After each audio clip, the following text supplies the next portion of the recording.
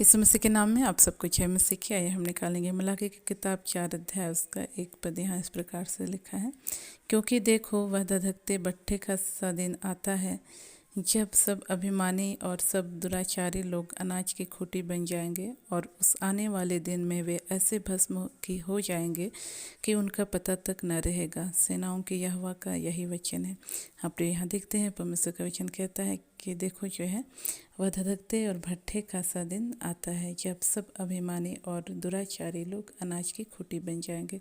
तो आज हमको अपने जीवन में अभिमान करने से बचना है। परमेश्वर हमारे जीवन को जब आशीषित करता है तो औरों को जिनके जीवन में विवाह आशीष नहीं है जो हमारे पास है, उनको तुच्छ या छोटा जो है नहीं समझना है, उनसे जो है अभिमान के साथ व्यवहार नहीं करना है, लेकिन जो है हमको दीनता नम्रता के साथ सबके साथ मेल मिलाप से रहना है।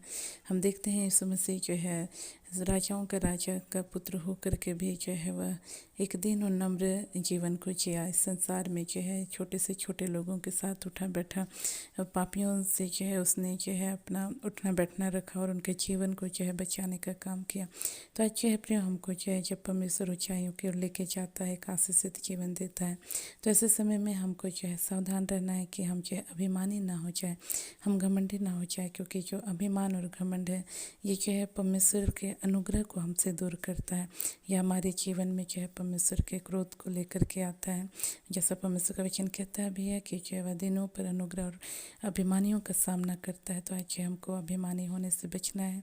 हम देखते हैं परमेश्वर ने जो है मूसा की बहन जो या दीदी कह सकते हैं मरियम और उसका भाई हारून को परमेश्वर ने जो है आशीषित किया था, उनको भी जो है अपने जो है सेवकाई में खड़ा किया था। लेकिन हम देखते हैं कि किस प्रकार से उन्होंने जो है अभिमान के साथ जो है मूसा से व्यवहार किया। जब उसने एक कुशी स्त्री जो है कुशी जाति की स्त्री से जो है जब उसने विवाह किया, तब जो है इन्होंने जो है उसके विरोध में जो है अभिमान करते हुए जो है कुड़कुड़ाया बुड़बुड़ाया, जिसका परिणाम यह हुआ कि जो है मरियम कोढ़ से पीड़ित हो गई। तो इसलिए आज हमको चाहिए कि आज यदि प्रभु ने हमको सेवा में खड़ा किया है, तो यदि हम जो है किसी दूसरे प्रभु के सेवक या दासी या दासी को जब हम गिरते हुए देखते हैं, तो जो है हमको उनके साथ अभिमान का व्यवहार करके उनको नीच या तुच्छ या दोषी ठहराने की आवश्यकता नहीं है, बल्कि उनके लिए प्रार्थना करना है।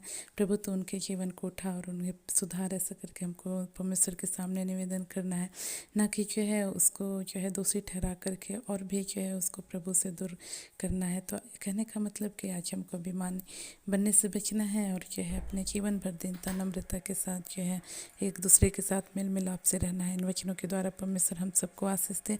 हम अपनी आंखों को बंद करेंगे, छोटा सा प्रार्थना करेंगे। हालेलुया प्रभु जी, आपके नाम की स्तुति, आपके नाम की प्रशंसा करते हैं। आपने हमारे जीवन से बोला, बातचीत किया प्रभु कि आज हमको प्रभु अभिमानी होने की आवश्यकता नहीं है। प्रभु अभिमानी होकर के एक दूसरे को प्रभु जी दुखिया प्रभु जी छोटा जानने की आवश्यकता नहीं, परंतु हर एक के साथ प्रभु मेल मिलाप के साथ रहना है, दीनता नम्रता के साथ रहना है। प्रभु विशेषकर मैं इस बहन के लिए प्रार्थना करती हूँ जो पिता परमेश्वर औरों को तुच्छ जानती है प्रभु जी, जिनके पास इनके समान प्रभु आशीष नहीं है, उनको तुच्छ जानती है प्रभु जी। और प्रभु जी कई बार उनसे अभिमान के साथ बात करती है, तो प्रभु इस बहन पर अनुग्रह कर पिता परमेश्वर।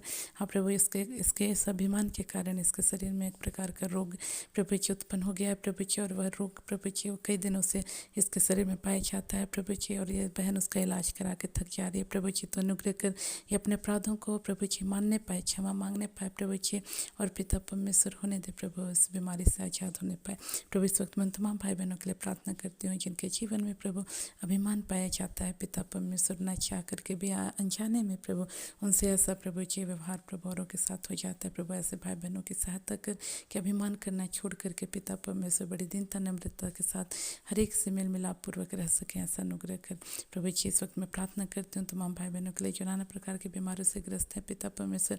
विशेषकर इस बहन के लिए मैं प्रार्थना करती हूँ जो एक लंबे समय से पिता परमेश्वर हाँ प्रभु जी अपने जीवन में पीलिया की समस्या से प्रभु होकर गुजर रही है प्रभु।